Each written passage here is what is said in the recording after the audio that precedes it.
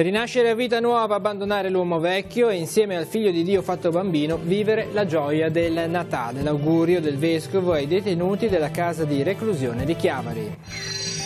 Lavagna ha celebrato il Confuoco per la prima volta di mattina. Il momento è stato animato dai sestieri. Il priore ha augurato alla città di ripartire.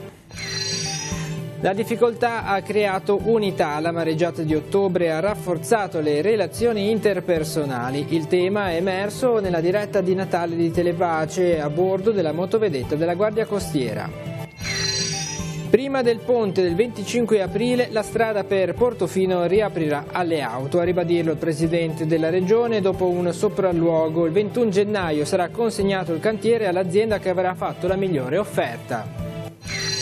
Lavagna ricorre contro la decisione della Corte dei Conti che ha bocciato il piano di rientro della Commissione straordinaria. La sentenza attesa al massimo ai primi di marzo. Meno 20% di prenotazioni per Capodanno ed Epifania nel Levante, a rischio anche posti di lavoro. Gli albergatori dicono occorre cambiare la strategia di comunicazione. Oltre 400 persone a Sestri Levante hanno assistito al concerto degli Earth and Soul, la band del South Carolina, per la prima volta in Europa.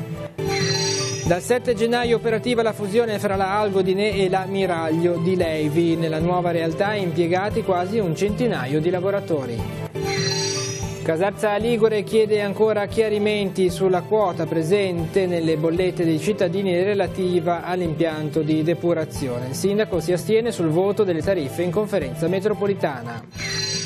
Solidarietà in musica per il villaggio del ragazzo, a Chiavari concerto omaggio a Ennio Morricone con l'orchestra Chiavari Classica.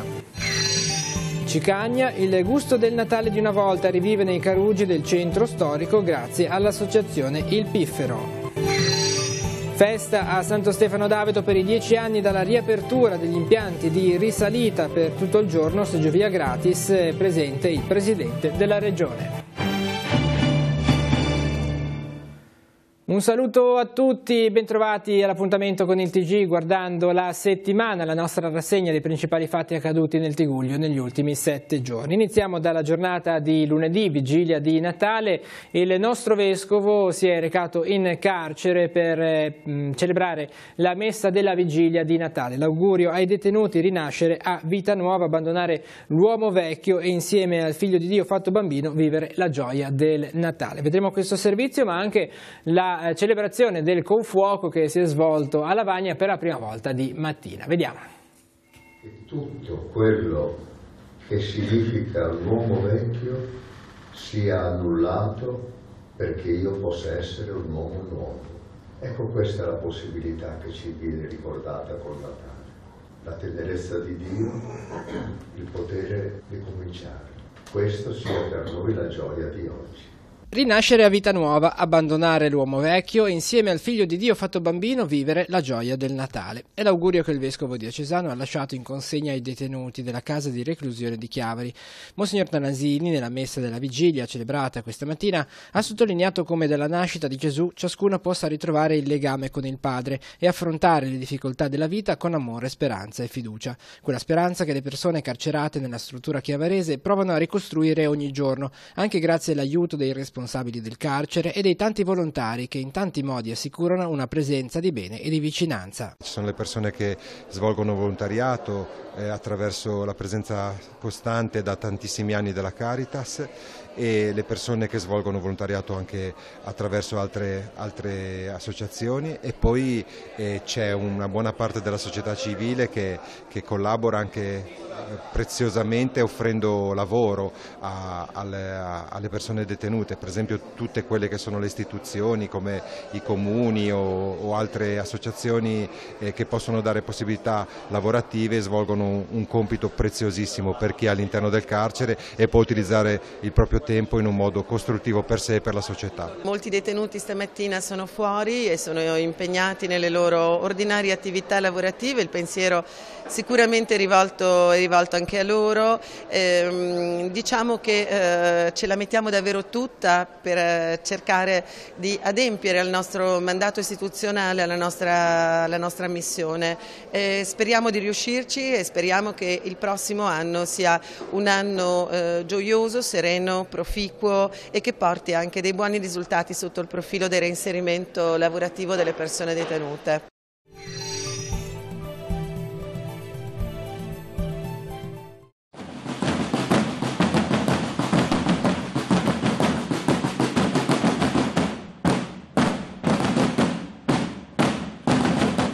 Veder finalmente ripartire Lavagna e festeggiare il 70° della Torta dei Fieschi sono i desideri per la città da parte dei sestieri che ieri hanno portato il confuoco nella piazza della Basilica. Per la prima volta di mattina musici e sbandieratori hanno dato spettacolo davanti a numerose persone.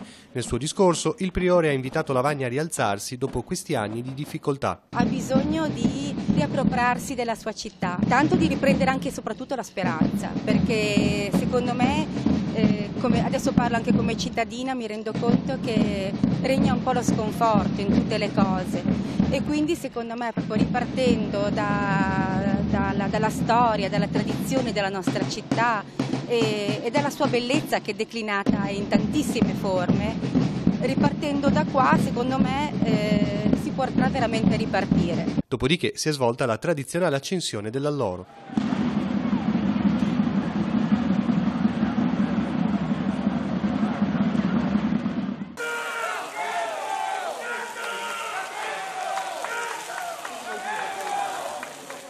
Anche Don Stefano Quairolo ha augurato a Lavagna un nuovo corso, paragonando l'attuale situazione di stallo alla presenza del famigerato punteruolo rosso, il coleottero killer delle Palme. Vorrei spifferi di speranza, non sarà un vento impetuoso, ma spifferi di speranza. Vorrei augurarli a tutti.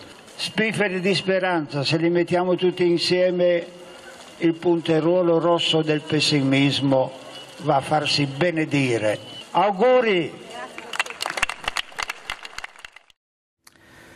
Ripartiamo dalla giornata di giovedì, vi presenteremo il servizio riepilogativo della lunga diretta di Natale che Telepace ha tenuto, questa volta a bordo, quest'anno a bordo della motovedetta della Guardia Costiera per parlare della mareggiata e degli effetti lungo la costa del nostro territorio. E poi tra gli effetti della mareggiata, il danneggiamento, il crollo della provinciale 227 di Portofino, entro il 25 aprile le auto torneranno nel borgo, questo le rassicurazioni da parte del Presidente che ha effettuato un sopralluogo. Vediamo i servizi.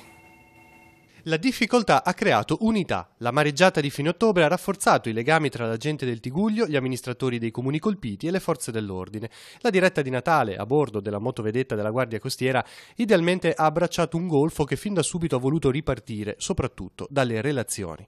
In 5 ore di trasmissione abbiamo toccato Portofino, Santa Margherita Ligure, Rapallo e Sesti Levante, passando per Zoagli, Chiavari e Lavagna, inviando cartoline del golfo.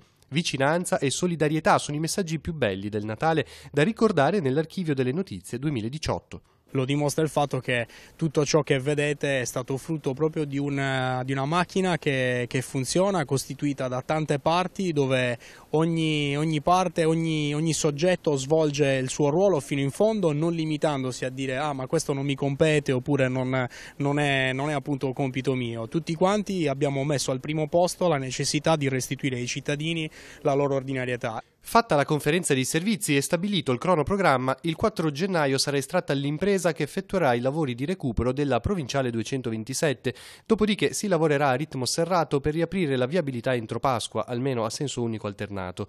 Sempre da lunedì 7, inoltre, a Portofino partirà un progetto per sostenere gli studenti del borgo, ad annunciarlo il sindaco sempre durante la diretta natalizia. Inaugureremo anche una piccola specie di scuola per i nostri bambini qua del teatrino di Portofino, che con l'assessore alla cultura Ilaria Cavo, che ha fatto un po' da regia insieme con la signora Betita Sara di Santa Margherita, siamo riusciti a creare questa piccola aula nel teatrino di Portofino. Quando ci sarà il mare agitato, giornate brutte, si è deciso di tenerli insieme a un insegnante nel teatrino, che avrà un insegnante che li fa scuola, in più collegamento direttamente con il loro portatile personale, con la loro aula. Portofino è un marchio mondiale, un borgo che non è fatto soltanto di yacht e ville, ma anche di tante persone che lavorano nei negozi come negli alberghi e nei ristoranti. A dirlo il presidente della regione Giovanni Toti questa mattina nel sopralluogo alla passerella sulla provinciale 227. Il turismo di questa parte della Liguria, ha aggiunto Toti, dipende molto da questo comprensorio. Di qui il dettaglio sui lavori legati al ripristino della viabilità. Su questa passerella pedonale oggi stanno passando i turisti già da alcuni giorni. Abbiamo detto che la strada sarà aperta per il ponte del 25 aprile e così sarà. Subito dopo le vacanze verrà assegnata l'azienda che ha fatto la migliore e più convincente offerta. Il 20 consegneremo il cantiere, il 21 di gennaio credo per l'esattezza, e con i mesi che ci vorranno, 3 mesi di lavoro, ovviamente tenendo presente che è un cantiere complesso all'aperto che risente delle ovviamente influenze meteorologiche del mare, ma contiamo che in quel tempo che abbiamo detto questa strada sarà aperta. Io credo che quando sarà riaperto Portofino ovviamente ripartirà con il consueto slancio, trainando dietro di sé tutto un pezzo di turismo che, al di là di qualche uccello del malagurio o persona particolarmente votata al pessimismo, continua nonostante il ponte a andare bene. Il comune di Genova cresce anche quest'anno, nel complesso la Liguria ha retto, le nostre iniziative di marketing territoriale sono potentissime in questo inizio di anno, dagli spot che abbiamo fatto insieme a Costa Crociere, alle trasmissioni televisive andate in onda l'altra sera, all'aumento del budget per l'agenzia Liguria per tutte le azioni di promozione turistica. Siamo appena tornati da Stoccolma, dove eravamo 3 protagonisti del premio Nobel e quindi visibili in tutto il mondo. Credo che sia stato fatto uno straordinario lavoro, le istituzioni hanno fatto un bel lavoro che riavvicina i cittadini alla politica, rimbocchiamoci le maniche tutti, operatori, cittadini, imprenditori, istituzioni, perché abbiamo tutte le possibilità per fare bene. Lavagna ricorrerà contro la decisione della Corte dei Conti di bocciare il piano di rientro, questo è la decisione ufficializzata dai commissari. Poi per quanto riguarda il territorio si attende un calo delle presenze turistiche per Capodanno e l'Epifania, un meno 20%, questo secondo le prenotazioni che sono state fornite dagli albergatori. E poi parleremo di un evento che si è svolto a Seste Levante, il concerto del gruppo gospel Earth and Soul per la prima volta in Europa. Vediamo i servizi. La commissione straordinaria che governa Lavagna farà ricorso contro la decisione della sezione regionale Ligure della Corte dei Conti che ha respinto il piano di riequilibrio finanziario pluriennale. La decisione è stata presa ed ufficializzata, il ricorso di fatto verrà presentato entro il 12 di gennaio, giorno in cui scade il termine di 30 giorni che la legge prevede per ricorrere contro questo tipo di sentenza. I commissari che governano il comune sciolto per infiltrazioni mafiose hanno avuto modo di leggere le motivazioni della sentenza che stima in più di 11 milioni il dissesto finanziario del comune di Lavagna. La sezione regionale di controllo, che ha disposto il trasferimento degli atti alla procura contabile per la verifica di eventuali ulteriori responsabilità omissive con conseguente danno erariale, aveva di fatto bocciato il programma di rientro del buco di bilancio che è stato causato in primis da cause legali. Ora i commissari presenteranno ricorso alle sezioni riunite della Corte dei Conti, il che, giurisprudenza alla mano, dovrebbe avere l'effetto immediato di sospendere la decisione sulla deliberazione del dissesto. La decisione del grado superiore della magistratura contabile dovrebbe arrivare a breve. In casi analoghi, la sentenza è arrivata in meno di 2 mesi dalla presentazione del ricorso. Si ricorda infatti una situazione simile che ha interessato il comune di Bracciano, alle porte di Roma, che ricevette la sentenza definitiva a fine novembre, a fronte di un ricorso presentato ad inizio ottobre. La sentenza delle sezioni riunite della Corte dei Conti dovrebbe dunque arrivare alla fine di febbraio o al massimo all'inizio di marzo, ma evidentemente sulle tasche dei lavagnesi al momento tutto questo non avrà effetti concreti, in considerazione del fatto che la tassazione locale è già al massimo. A seconda del tipo di decisione della magistratura contabile, se accetterà il piano di rientro presentato o propenderà per il dissesto dell'ente, andrà a cambiare solo il modo in cui il comune si comporterà nei confronti dei creditori. In caso di fallimento pagherà quello che potrà proporzionalmente a ciascun debito, altrimenti lo farà in maniera completa secondo il piano presentato. La rapidità del procedimento è essenziale comunque anche per la nuova amministrazione che si insedierà al termine delle prossime elezioni, che, fonti ministeriali, danno a fine maggio. Manca ancora l'ufficialità, ma secondo indiscrezioni potrebbe esserci un accorpamento fra elezioni europee ed amministrative.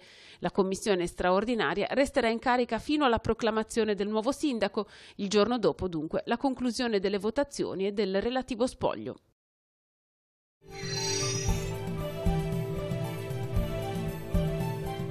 Come stanno andando le prenotazioni per queste festività natalizie?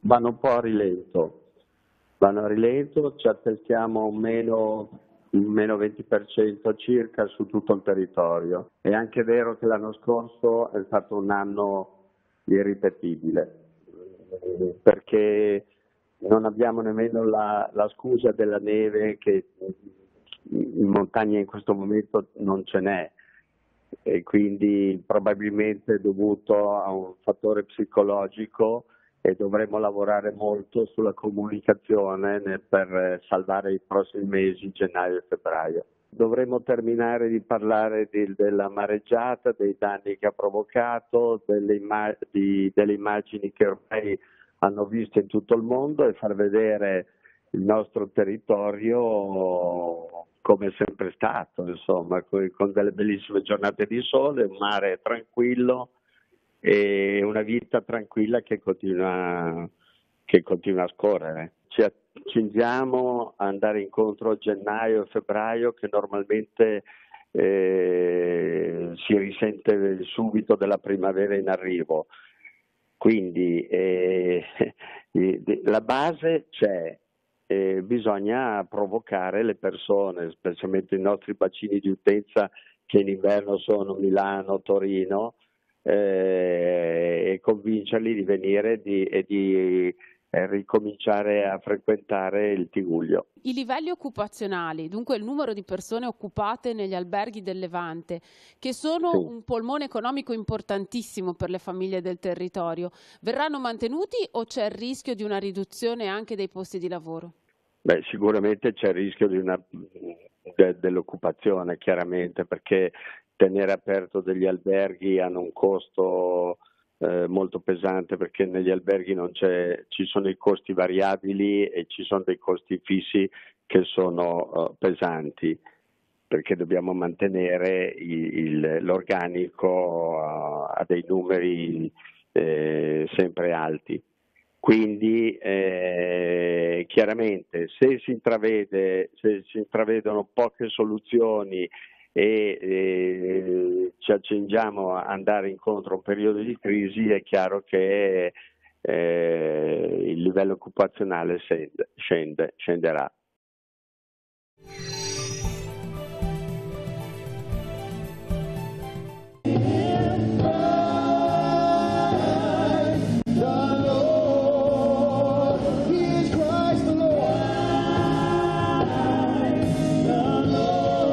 Arrivano dal South Carolina, sono una band che prevalentemente suona nelle chiese, suona questo genere qua, che per noi va molto di moda nel periodo natalizio, ma per loro è, diciamo, è il pane quotidiano, nel senso che ormai in ogni chiesa viene suonato questo genere, e soprattutto viene suonato come è stato interpretato questa sera qua, con una band che suona, non soltanto con i cantanti come forse accadeva più nella tradizione, diciamo un riaggiornamento più in chiave moderna, che incontra sicuramente di più un audience di tipo diverso. Quella, diciamo, europea tendenzialmente apprezza molto il fatto che ci sia anche una musica d'accompagnamento sotto.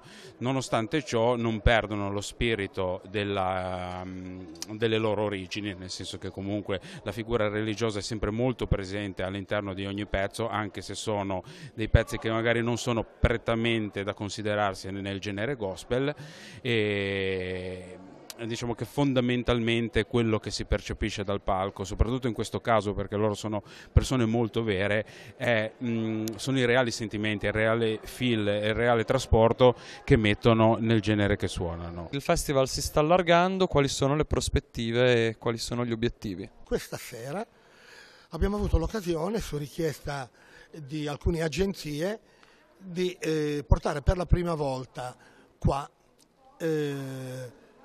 un gruppo gospel molto particolare, che è legato molto all'antica tradizione del gospel e del soul. Sono riusciti a produrre una bellissima cosa, la sala era piena, la gente è uscita contenta. Noi vediamo, abbiamo delle possibilità limitate, perché il nostro contributo pubblico è di 5.000 euro. Continuiamo a credere in questo fondamentalmente per una cosa, perché noi sappiamo che la musica è un aspetto che unisce le persone, non li allontana, perché attraverso la musica si formano generazioni che, seppure non diventano dei professionisti, conservano nelle loro qualità la capacità di suonare e di farlo.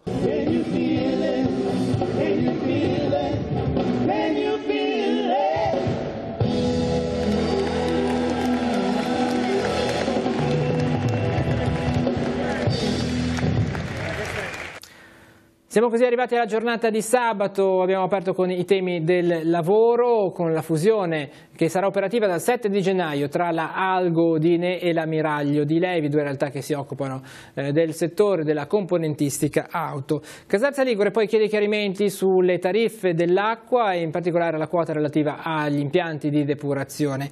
Poi la musica con il concerto di solidarietà dell'orchestra Chiavari Classica per il villaggio del ragazzo che ha proposto musiche di Ennio Morricone, e a Cicagna il Natale di una volta presentato e realizzato grazie all'associazione Il Piffero che ha tenuto una manifestazione. Vediamo.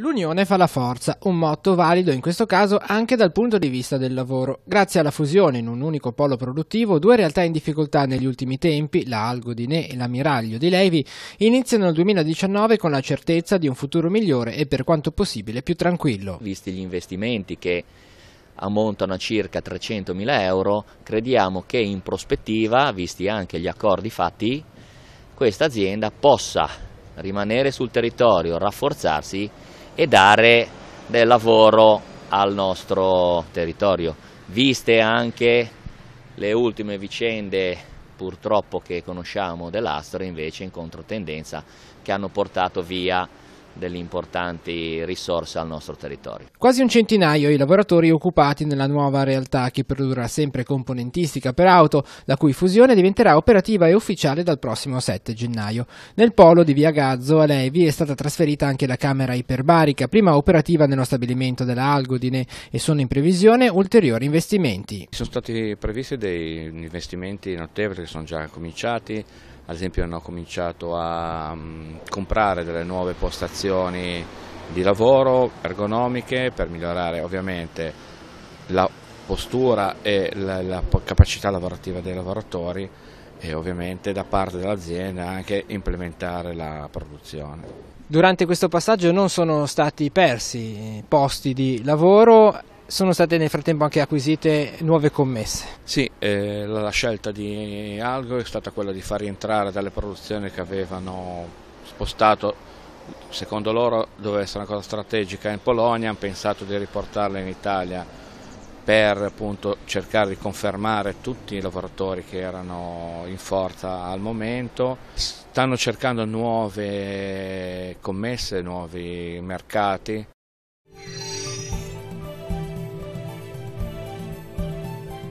Sapere con certezza se il contributo pagato in bolletta dai cittadini di Caserta Ligure per la depurazione sia dovuto o meno. È quello che ha chiesto ancora una volta il sindaco del comune della Valpetronio, che si è astenuto durante il voto della conferenza metropolitana sulla pratica che ha adottato le tariffe del sistema idrico integrato provinciale. Stagnaro ancora una volta ha fatto verbalizzare la richiesta, con la quale chiede che vengano approfonditi i dati tecnici del rotostaccio di Riva Trigoso, dove confluiscono i liquami dei casarzesi. Chiedo delucidazioni sulla funzionalità del rotostaccio di Riva Trigoso, perché ci sono molti concittadini che stanno facendo delle cause presso il tribunale ordinario perché mettono in dubbio il pagamento della quota di depurazione, in quanto tale impianto non è da molti considerato un depuratore a tutti gli effetti. Ho chiesto a Città Metropolitana che vengano forniti i dati, ma non mi sono stati ancora forniti.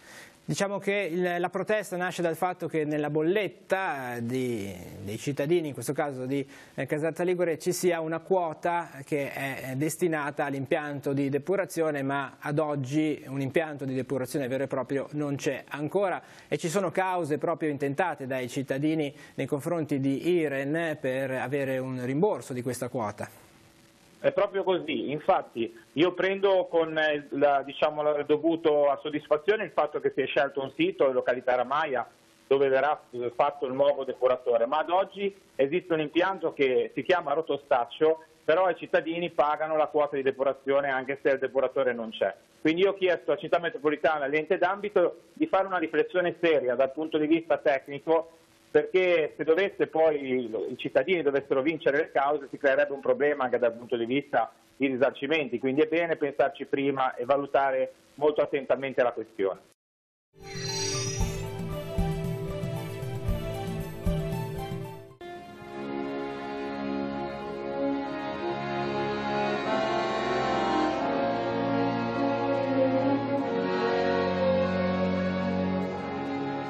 Concerto di Natale all'Auditorium di San Francesco con l'orchestra Chiavari Classica insieme al maestro Francesco Gardella.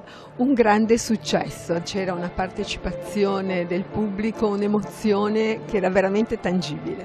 Sì, devo dire poteva forse sembrare strana la scelta di un programma dedicato a Morricone nel periodo natalizio, ma secondo noi è musica che proprio crea emozioni dalla prima nota all'ultima, perciò ci sembrava la musica adatta. Ribadisco, come ho già detto tante volte, che è sicuramente il compositore italiano più conosciuto al mondo in questo momento, perciò nell'anno dei suoi 90 anni di età e 60 di carriera ci sembrava giusto questo omaggio.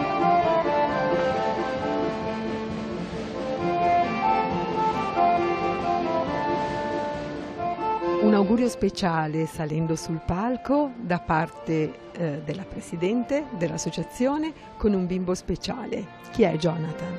Jonathan è un bambino appunto speciale, un bambino da aiutare grazie all'Associazione del CAV che stiamo aiutando insieme alla mamma, e quindi Jonathan diciamo che è il nostro bambino Gesù, da accogliere e da amare.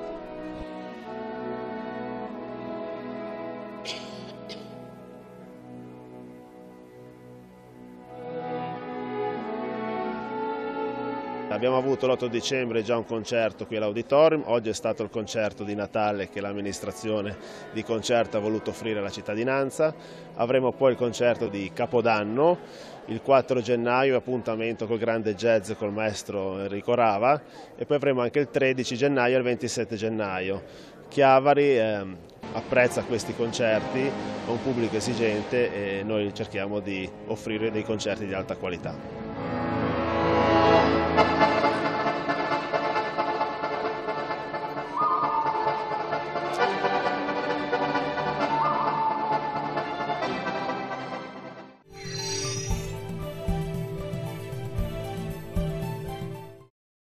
L'Associazione Culturale Il Piffero è nata poco più di un anno fa da un gruppo di persone già impegnate nel mondo del volontariato, con lo scopo di studiare e divulgare la storia e le tradizioni locali, con particolare riferimento a quelle di Cicagna e della Val Fontanabuona. Il primo evento che ha tenuto a battesimo è stato, nel dicembre del 2017, Natale de Navotta, una manifestazione che si è ripetuta anche quest'anno, una vera e propria festa che fa riassaporare le caratteristiche del Natale di alcuni decenni fa. Lo scopo, oltre a quello di dare voce a un artigianato di qualità, artisti che comunque si occupano in vari campi di arte e artigianato e operano direttamente in Fontanabuona e particolarmente nel territorio di Cicagna.